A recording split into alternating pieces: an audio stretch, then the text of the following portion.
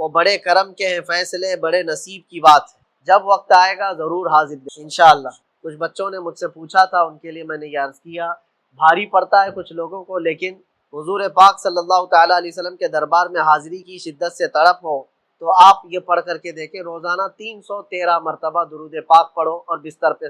دوسرا اس کا ایک بہت بڑا فائدہ یہ ہے، ایک بہت بڑے بزرگ ہیں ابو حفص سمرقندی رحمۃ اللہ علیہ، مکہ مکرمہ کے تاریخ لکھنے والوں، وہ فرماتے ہیں مکہ میں ایک شخص کا انتقال ہوا تھا اور اس کا انتقال ہوتے ہی اس کا چہرہ گدھے کی شکل کا بن گیا۔ یہ بہت بڑی بات تھی، جانور کی طرح سے چہرہ بن گیا۔ اس کا اکلوتا بیٹا تھا، بیٹے نے دیکھا باپ کی شکل بگڑ گئی ہے، فوراً اس نے کواڑ بند کر دیے، دروازے سب لگا دیے، کہا کسی کو کیسے بلا سکتا ہے میت پہ باپ کے، باپ کا چہرہ اتنا خطرناک جانور کی طرح دکھ رہا ہے، چادر ڈال دیا جائے۔ گھر کی عورتوں کو سب لڑکے نے سمجھایا کسی کو کانوں کان خبر ہونے مت دینا، ہمارے باپ کا انتقال ہوا یا کچھ ہوا، گھر کے اندر ہی ایک گڑھا کھود دیں گے اور یہیں اپنے باپ کو دفن کر دیں گے۔ ظاہر سی بات ہے لوگوں کو بلائیں گے تو لوگ آئیں گے، چہرہ دیکھیں گے اور طرح طرح کی باتیں بھی ہوں گی، فلاں کا باپ ایسا، فلاں کا باپ ویسا۔ میں نہیں چاہتا کہ میرے مرے ہوئے باپ کے بارے میں پھر مجھے لوگ تانا ماریں، گڑھا کھود کر کے یہیں دفن کریں۔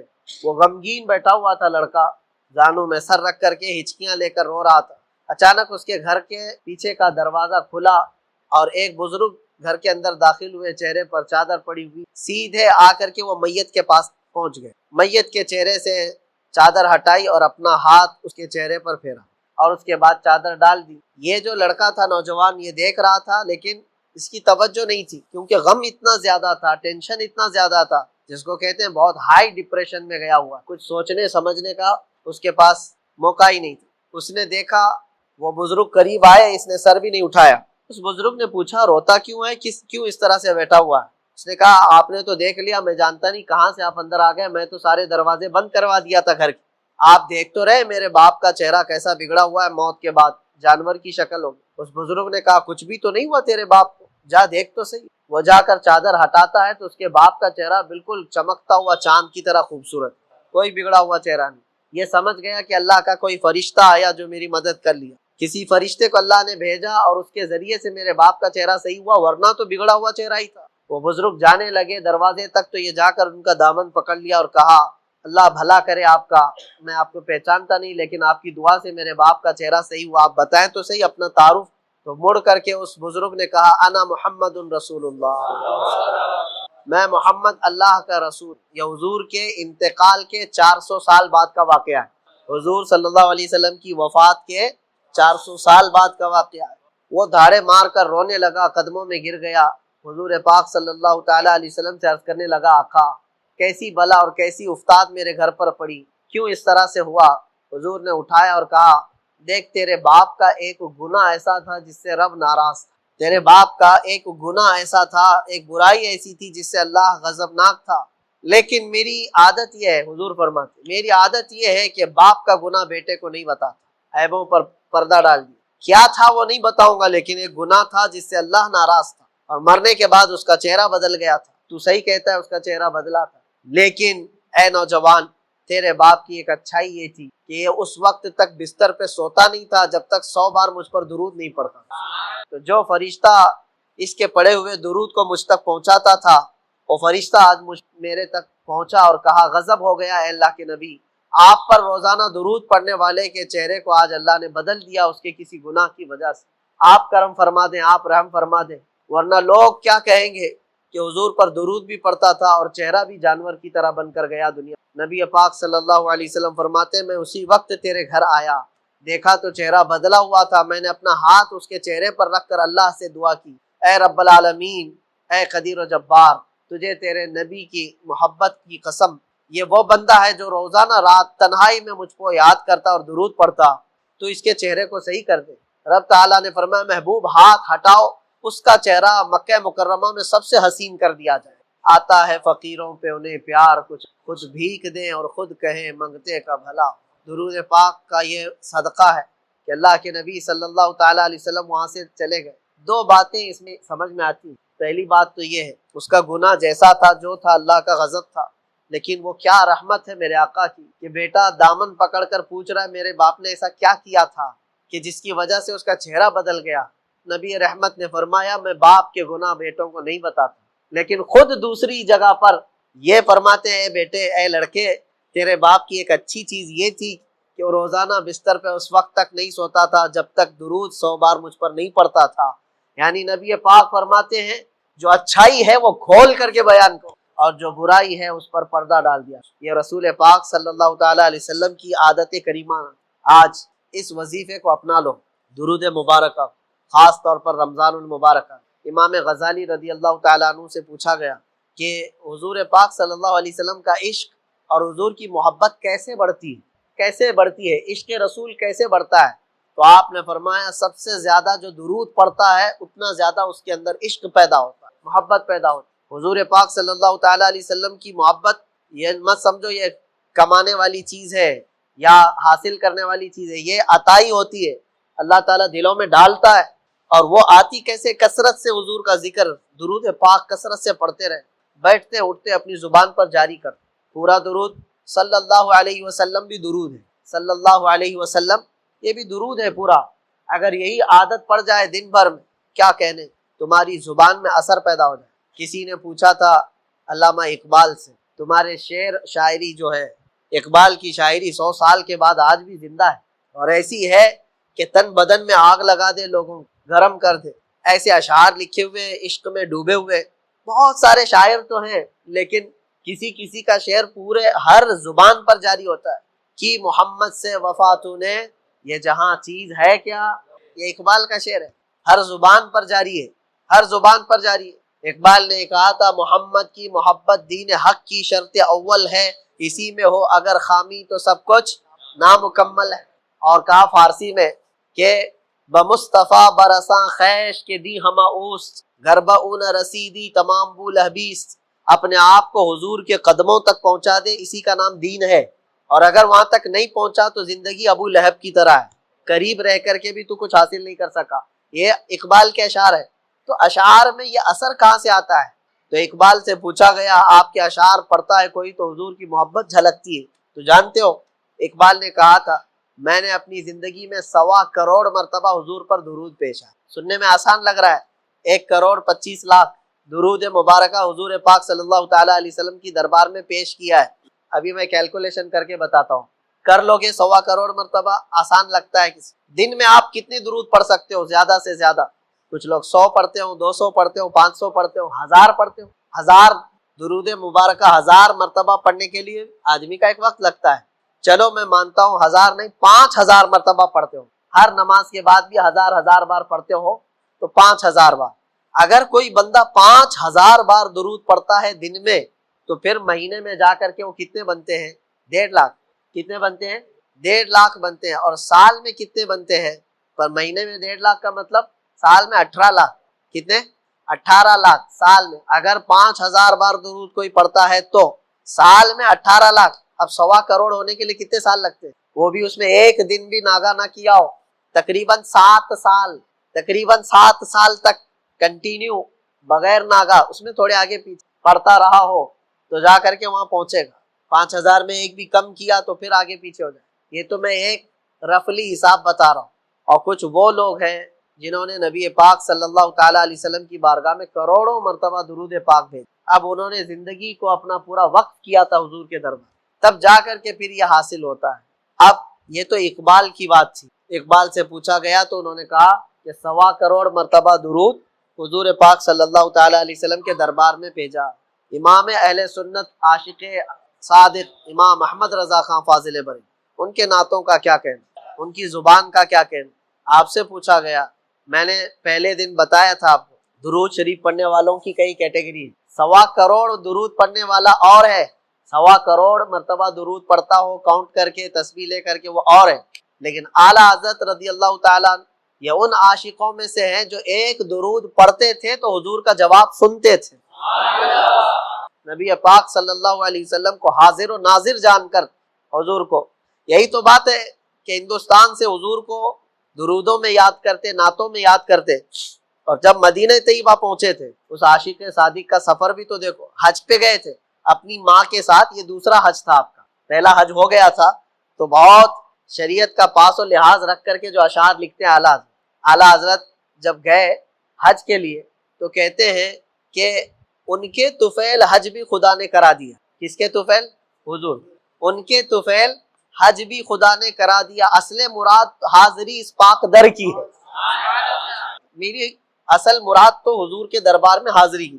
کسی نے پوچھا آپ کو اعلیٰ حضرت کیا شعر کہتے ہو میاں بریلی والے، کیا یہ جائز ہے کہ آپ حج فرض ہے، حج فرض کے لیے آپ یہ کہتے ہیں اصل مراد حاضری اس پاک در کی تھی، پھر حج کا کیا ہوا جو 5 ارکان میں سے ایک رکن ہے اسلام کے؟ اعلیٰ حضرت نے فرمایا یہ شعر میں نے دوسرے حج کے موقع پر لکھا.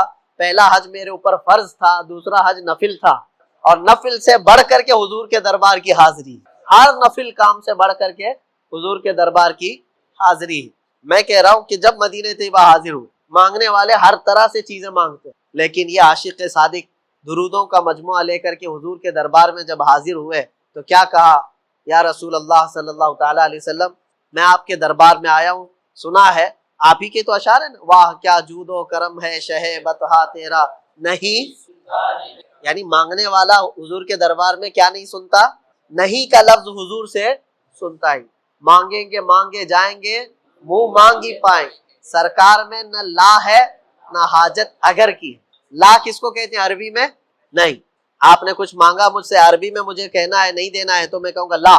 لا حضور نے کبھی کسی کو لا نہیں کی. یا اعلیٰ حضرت فرماتے.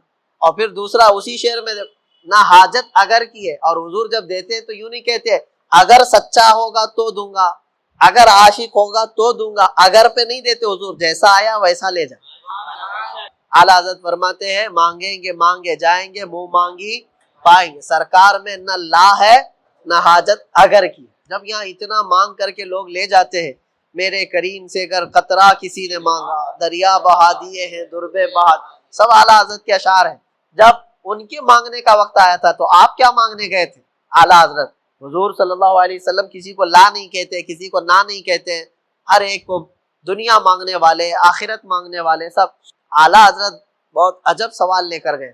کہا کہ یا رسول اللہ صلی اللہ علیہ وسلم، ہندوستان سے بڑی دور سے آپ کا فقیر آیا ہے آپ کے دربار میں، اور مانگنا میں یہ چاہتا ہوں کہ دیدار تو خواب میں بہت بار کرایا، میں ظاہر میں دیکھنا چاہتا ہوں. ہمارے علاقے میں ایک مرید صاحب آئے ہوئے تھے کافی سال پہلے، کسی پیر صاحب کے. انہوں نے کہا تھا کہ ہمارے پیر صاحب کی نماز اللہ نے معاف کر دیا. میں نے پوچھا تھا کہ کیوں؟ کہا اتنا تقویٰ ہو گیا، اتنی عبادت کی ہے کہ ان کو اب یہ ظاہری نماز کی ضرورت نہیں ہے، وہ باطنی نماز پڑھتے. میں نے ان کو ایک سپرے مارا تھا، وہ ابھی تک آئے نہیں واپس. کہا شریعت میں 4 لوگوں پر نماز معاف ہے، 4 لوگوں پر نماز معاف ہے. نابالغ بچہ ہو تو نماز معاف ہے، بھی مطلب اس پر نماز فرض ہی نہیں. دوسرے پاگل ہو، دماغی نہیں ہے تو بھی نماز معاف ہے. اور تیسرے عورت کی جو ماہواری آتی ہر مہینے حیض کے دنوں میں عورت کو نماز معاف. چوتھے بچے کی ولادت ہو جائے عورت، اس کے بعد اس کو نفاس جو آتا ہے وہ 40 دن تک بھی ہو سکتا ہے میکسیمم، اتنے دن عورت کو نماز معاف ہے. یہ 4 لوگ ہیں جن کو نماز معاف ہے. میں نے مرید صاحب سے کہا تھا پیر صاحب کو پوچھ لینا ان 4 میں آپ کیا ہو. یا تو تمہارا پیر نابالغ ہوگا اس لیے نماز معاف ہو گئی، یا تو پاگل ہوگا اس لیے معاف ہے، یا تو پھر وہ 2 کیٹیگری جو بڑی ڈینجر ہے. پوچھ لینا. میرے عزیزو غوث پاک پر نماز معاف نہیں تو اے رے غیر نتھو کھیرے کی بات کیا ہے؟ سلطان الاولیاء غوث پاک رضی اللہ تعالیٰ عنہ کے ساتھ یہ ہوا تھا. آپ نماز پڑھ رہے تھے، بادل کا ٹکڑا ایک سایہ بن کر کے آپ کے اوپر طاری ہوا اور اس سے آواز آنے لگی، اے عبد القادر میں نے تجھ پر سارے حرام کو حلال کر دیا ہے، میں نے تجھے نماز معاف کر دی ہے، تو نے اتنی عبادت کر ڈالی. اور ظاہر سی بات ہے یہ 4 دن لوگوں میں بیٹھ کر کے عبادت کر کے یہ سمجھ لیں کہ میں بہت کیا ہوں. غوث پاک تو وہ ہیں جنہوں نے 15 سال تک ایک پاؤں پر کھڑے ہو کر رات بھر نماز پڑھی، اور تقریباً 40 سال ان کی عبادت کے ایسے گزرے ہیں کہ ایک انگور کے دانے سے سحری کرتے تھے اور آدھے گلاس پانی سے افطاری کر لیا کرتے. یہ غوث پاک کی عبادات اور مجاہدات اتنے سالوں کے بعد اگر کوئی کہے ان کو تو بات تو ایسی لگتی ہے نا کہ شاید دماغ میں یہ بات آ جائے، ہاں اتنے سالوں کی عبادت ہوئی، بادل کے ٹکڑے سے آواز آئے کہ عبد القادر میں نے سارے حرام حلال کر دیے تم پر اور نمازیں معاف کر دی. لیکن وہ ایسے ویسے لوگوں کی صحبت پائے ہوئے اور موسمی طریقوں کے ولی نہیں تھے. غوث پاک رضی اللہ تعالیٰ عنہ شان محبوبیت پر فائز تھے. آپ نے برجستہ کہا یہ آواز رحمان کی نہیں ہے، یہ شیطان کی. جب نبی پاک صلی اللہ علیہ وسلم پر نماز معاف نہیں ہوئی تو میں کون ہوتا ہوں؟ اللہ کے رسول صلی اللہ علیہ وسلم جو صاحب شریعت ہیں حضور نے نماز نہیں چھوڑی، اور وہ بھی آخری وقت تک. جانتے ہو روایات میں موجود ہے اس وقت رسول اللہ صلی اللہ علیہ وسلم حجرے سے باہر آ رہے تھے جب آپ کی وفات کو چند ہی دن باقی تھے. حضور کی وفات کو، حضور کے انتقال کو چند دن باقی تھے. حضرت ابوبکر صدیق امامت کر رہے تھے، لیکن اس کے باوجود رسول پاک صلی اللہ علیہ وسلم سخت علالت کے بعد حجرے سے باہر تشریف لائے تھے، اس حالت میں کہ روایات میں موجود ہے حضور دو صحابہ کے کندھوں پر ہاتھ رکھ کر کے باہر آ رہے تھے، پیر زمین پر نہیں لگ رہے تھے. اس قدر شدت کی تکلیف کے ساتھ بھی نبی پاک صلی اللہ علیہ وسلم مسجد میں تشریف لا رہے ہیں، اور یہاں مرغ مسلم توڑتے ہوئے بیٹھے ہوئے وہ پیر کہتے ہیں کہ ہمارے لیے نماز معاف ہے. غوث پاک نے جب یہ کہا کہ یہ رحمان کی آواز نہیں، یہ شیطان ہے، میرے لیے نماز معاف نہیں ہو سکتی، تو غوث پاک رضی اللہ تعالیٰ عنہ پر اس نے غرور اور تکبر میں لانے کے لیے ایک دوسرا حملہ کیا تھا، اور کہا عبد القادر تم بہت پڑھے لکھے ہو، بہت علم ہے تمہارے پاس، تم پڑھے لکھے نہ ہوتے، علم نہ ہوتا تو آج میرے گمراہی میں آ جاتا. شیطان اپنی اصلی حالت پر آ گیا، کہا ٹھیک ہے تم نے مجھے پہچان لیا، لیکن تم بہت پڑھے لکھے ہو، تمہارا علم اتنا ہے کہ تم بچ گئے. غوث پاک نے کہا تو دوسرا حملہ کر رہا ہے مجھ، میرے علم نے نہیں بچایا، مجھے رب کے فضل نے بچایا. یہاں پر بھی آدمی بہک سکتا ہے اگر ہاں کہہ دیا کہ ہاں میں تو پڑھا لکھا ہوں، میں بہت علم والا ہوں. اسی لیے بہت سارے علم والے بھی بھسم ہو گئے، علم والے بھی بہک گئے. علم کے ساتھ رب کا فضل ہے تو پھر وہ بچ جاتا ہے. میرے عزیزو، عرض یہ کرنا ہے کہ حضور پاک صلی اللہ علیہ وسلم کی شریعت کو چھوڑ کر کے کوئی ولی نہیں ہو سکتا. غوث پاک رضی اللہ تعالیٰ عنہ کی 11ویں کرنے والے، نیاز کرنے والے سب سے میرا ایک ہی کہنا ہے اور سب کے لیے ایک میسج ہے کہ تمہاری 11ویں، تمہارے کچڑے، تمہارے نیاز یہ فرض نہیں، نہ ہی واجب ہیں، مستحب کے درجے میں آ سکتے ہیں، لیکن فجر کی نماز سے لے کر عشاء کی نماز تک فرض یہ تمہارے اوپر ایسا ضروری ہے کہ اس چیز کے لیے کوئی معافی نہیں ہے. 1 سال تم نے دیگ نہیں بنائی، نیاز نہیں کی، تو قیامت کے دن نہیں پوچھا جائے گا کہ تم غوث پاک کی فاتحہ کرتے تھے کہ نہیں کرتے تھے. یہ سوال نہیں ہوگا، لیکن یہ سوال ضرور ہوگا کہ فجر میں اٹھے کیوں نہیں تھے. یہ سوال ضرور ہوگا اتنی نمازیں قضا کیوں ہوئی تم سے. میرے عزیزو، نوافل اور مستحبات میں پڑی ہوئی یہ امت، میں منع نہیں کرتا، آپ شوق سے، ہم بھی کرتے غوث پاک رضی اللہ تعالیٰ عنہ کے دربار میں ایصال ثواب کے لیے، مرحومین کے لیے ہم نیاز، فاتحہ، ساری چیزیں کرتے ہیں، لیکن اس کا مطلب یہ نہیں ہے کہ کل وہی ہے اور اللہ تبارک و تعالیٰ کی یہ عبادتیں کچھ معنی نہیں رکھتی. نماز نہیں ہے، قرآن نہیں ہے. عزیزان گرامی، میں ان لوگوں سے پوچھتا ہوں جو 2-2 3-3 گھنٹے قوالیوں پر رقص کرتے ہیں، قرآن کی ایک سورہ بھی تو سن کے دکھاؤ. وہ رب کا کلام ہے، اللہ کا کلام ہے. کسی قاری قرآن سے تم قرات سن کر کے جھومو، پھر پتا چلے کہ ایمان تمہارے دل میں کتنا ہے. ڈھول باجوں پر رقص کرنے والی قوم، ایمان سے اگر تعلق ہے تو ان خرافات میں نہیں جا سکتا. کر ایمان مضبوط کرو. اولیاء کاملین کی جماعت سے وابستہ رہنا یہ ضروری ہے، لیکن اس کا مطلب صرف یہ نہیں جو بنایا گیا ہے. ہم سنیوں پر ایک بڑا الزام یہ لگایا جاتا ہے کہ یہ صرف چادر، گاگر، جلوس، فاتحہ، نیاز، 11ویں والے لوگ ہیں. میرے عزیزوں، وہ ایک پارٹ ہے. ظالموں نے جس طرح کا یہ ہمارے اوپر الزام لگا کر رکھا ہے کہ یہ سجدے کرنے والے لوگ ہیں، قبر کی پوجا کرنے والے لوگ ہیں، اور مزارات اولیاء پر جا کر شرک و بدعت کرنے والے لوگ ہیں. دنیا کو یہ پھیلا کر کے رکھا گیا. ہم اس سے برات کا اظہار کرتے ہیں. ہم سنی مزار کو سجدہ تو چھوڑو، ہم رسول کو بھی سجدہ نہیں کرتے. سجدہ صرف اور صرف اللہ وحدہ لا شریک کے لیے، عبادت صرف اللہ رب العزت کے لیے ہے. سجدہ تو دور کی بات، جھکنا بھی جائز نہیں ہے، جھکنا بھی جائز نہیں. ہم اس عقیدے کے حامل ہیں الحمدللہ. مزارات پر جاتے ہیں تو شرک و بدعت کے لیے نہیں، میرے مصطفیٰ کے فرمان پر جاتے ہیں، حضور پاک صلی اللہ علیہ وسلم کے فرمان کی بنیاد پر جاتے ہیں. اور رہی بات اولیاء کاملین کے مزارات پر جا کر دعا کرنا، یہ قرآن سے ہم اخذ کرتے ہیں کہ سیدنا زکریہ علیہ السلام، زکریہ علیہ السلام اللہ کے نبی ہیں. پتہ ہے بیت المقدس کے امام قرآن میں ہے 3 پارے میں، سورہ آل عمران، آپ پڑھ کر کے دیکھنا. ان کو اولاد نہیں تھی، 90 سال کی قریب عمر ہو گئی تھی، لیکن اسی وقت بیت المقدس میں حضرت بی بی مریم کو لایا گیا. حضرت بی بی مریم کا بھی معاملہ ایسا ہے، ان کی والدہ منت کری تھی، ان کے والد عمران، ان کی والدہ حنا، ان کو بھی اولاد نہیں تھی. انہوں نے منت کی تھی کہ اللہ اگر ہم کو تو بیٹا دے تو ہم بیت المقدس کی خدمت میں وقف کریں گے. بیٹا نہیں ہوا، بیٹی ہوئی. منت کے مطابق انہوں نے اپنی بیٹی کا نام مریم رکھا اور لا کر کے بیت المقدس میں وقف کر دی بچپن میں. تو کس کو دیا جائے گا؟ جو بیت المقدس کے امام تھے، متولی تھے، حضرت زکریا علیہ السلام، ان کے ہاتھ میں دیا گیا کہ بچی وقف ہے. حضرت زکریا علیہ السلام نے قبول کیا اور ایک محراب میں بچی کو رکھتے تھے. قرآن میں یہ ذکر ہے، میں بتا رہا ہوں آپ کو. اور حضرت زکریا علیہ السلام کہتے ہیں کلما دخل علیہا زکریا المحراب وجد عندها رزقا قالت یا مریم انا لک ھذا قالت هو من عند اللہ ان اللہ یرزق من یشاء بغیر حساب. جب حضرت زکریا علیہ السلام محراب مریم میں جاتے تو کہتے ہیں قسم قسم کے پھل وہاں پر رکھے ہوئے پاتے تھے.